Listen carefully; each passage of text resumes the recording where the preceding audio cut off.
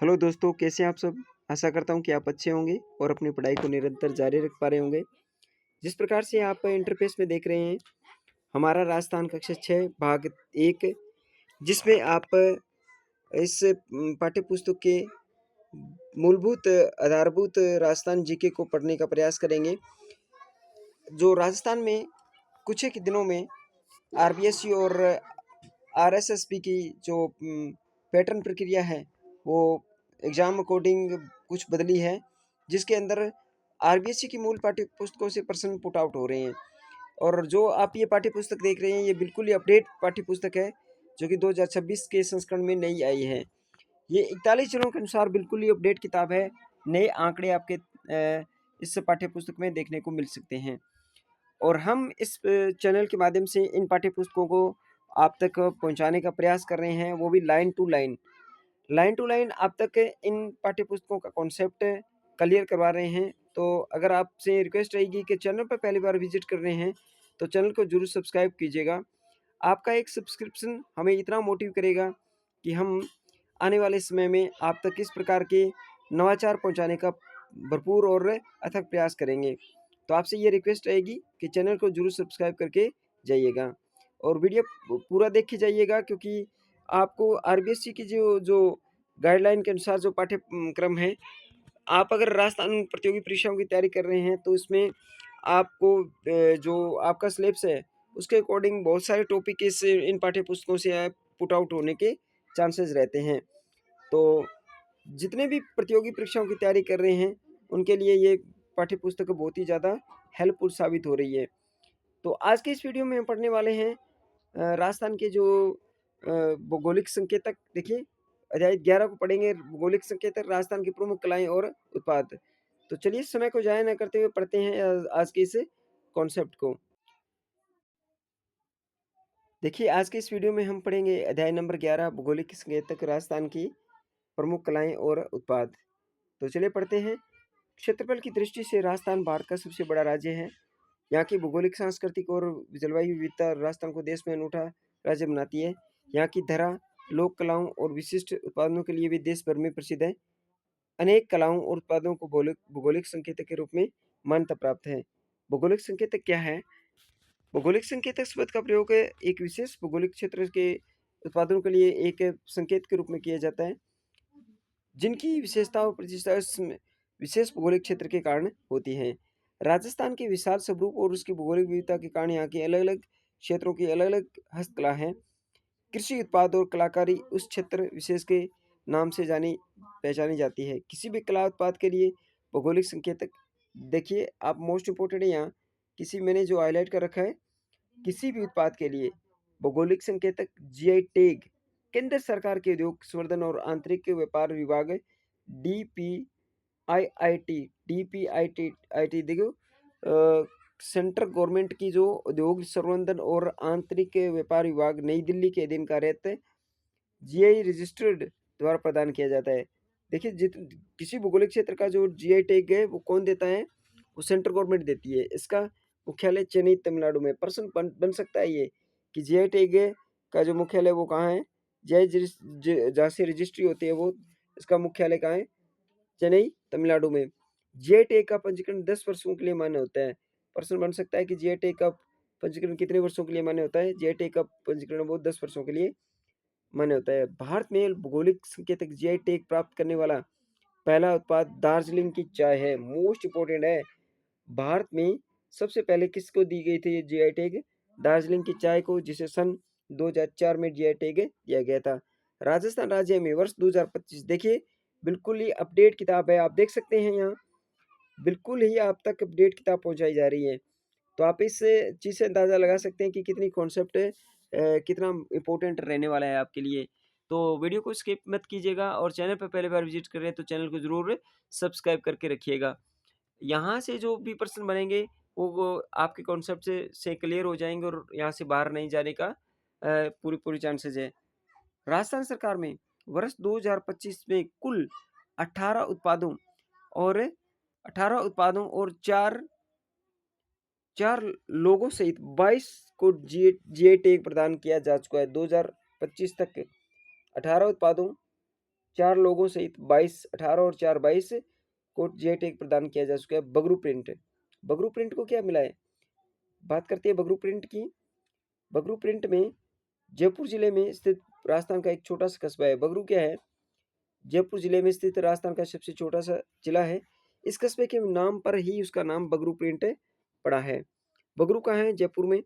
इसमें मटिया रंग की पृष्ठभूमि पर लाल रंग काले रंग की छिपाई होती है। प्रश्न कहीं से भी पुट आउट हो सकता है, तो एक एक लाइन को पढ़ रहे हैं और ये जो लाइन टू लाइन पढ़ने का जो हमारा सकारात्मक पहलू है, वो आगे चलकर आपको पॉजिटिविटी देगा बिल्कुल ही राजस्थान जीके के तौर पर। आपकी पकड़ राजस्थान जीके में 100% मजबूत होती जाएगी अगर आप इस प्रकार की आरबीसी किताबों को पढ़ते हुए हमारे साथ चलते हैं। हम यहाँ से कक्षा 6 से लेकर कक्षा 10 तक की इसी प्रकार से इसी मेथड के जरिए आप तक पहुँचाने का प्रयास करेंगे, तो आप हमारे साथ जुड़े रहिएगा। आपका छोटा सा प्रयास हमें और ज़्यादा मोटिव करेगा। छपाई का यह कार्य विशेष छिंपा समुदाय द्वारा किया जाता है।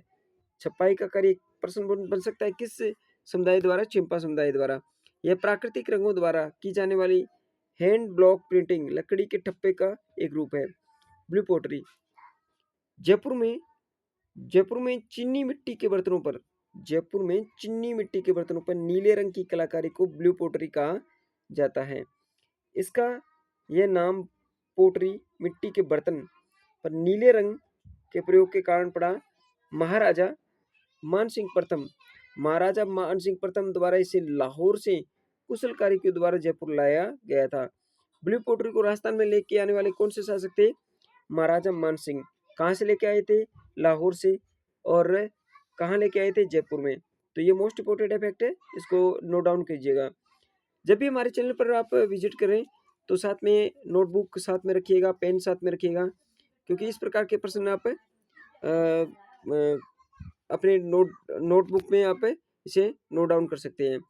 महाराजा राम सिंह के शासनकाल में महाराजा राम सिंह के शासनकाल 1835 से 1880 के दौरान इसका सर्वाधिक विकास हुआ। ब्लू पोटरी का सर्वाधिक विकास किसके शासनकाल में हुआ? महाराजा राम सिंह के शासनकाल में। कृपाल सिंह शेखावत ब्लू पोटरी के प्रसिद्ध कलाकार है। राजस्थान में ब्लू पोटरी के प्रसिद्ध कलाकार कौन है? कृपाल सिंह शेखावत, जिन्हें इस कला के विकास के लिए 1976 में ही पद्मश्री से सम्मानित किया गया है। कठपुतली इस कला की जन्मस्थली राजस्थान है। ये लकड़ी से बनी होती है जिस पर कलात्मक चित्रांकन किया जाता है। इसको नचाने वाले नट और भाट जाति के लोग होते हैं, जिनका मुख्य स्थल मारवाड़ है।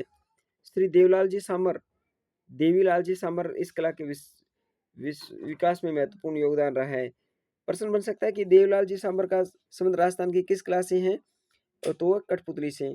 और कृपाल सिंह शेखावत का संबंध, प्रश्न बहुत बार ये आया एग्जाम में। कृपाल सिंह शेखावत है वो ब्लू पोटरी के प्रसिद्ध कलाकार रहे। इसके बाद में थेवा कला को पढ़ते हैं। इस कला में कांच पर सोने का सूक्ष्म चित्रांकन क्या कहलाता है? कांच पर सोने का सूक्ष्म चित्रांकन क्या कहलाता है? थेवा कला कहलाता है। प्रतापगढ़ की मीनाकारी को ही थेवा कला के नाम से जाना जाता है। इसमें हरे रंग के कांच का प्रयोग किया जाता है। प्रश्न बन सकता है थेवा कला में किस कलर के कांच का प्रयोग किया जाता है? तो वो हरे रंग के कांच का प्रयोग किया जाता है। महेश राज सोनी, देखिए महेश राज सोनी का संबंध किस कला से है?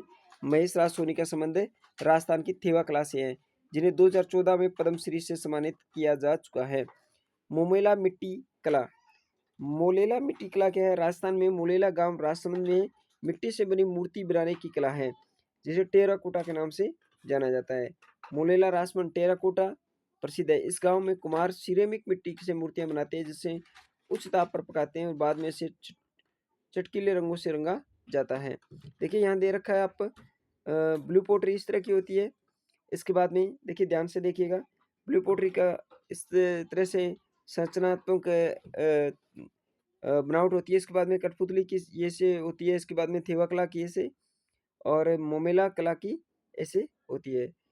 सांगानेरी प्रिंट क्या है? सांगानेरी प्रिंट जयपुर के सांगानेर क्षेत्र में सांगानेरी प्रिंट लट्ठा व मलमल की पर की जाती है, जिसमें धनिया बूंदी आदि प्रमुख छापे हैं। इस प्रकार इस छपाई में प्राय काला और लाल दो ही रंगों का प्रयोग किया जाता है। सांगानेर प्रिंट पे किस रंग का प्रयोग किया जाता है? काला और लाल रंग का।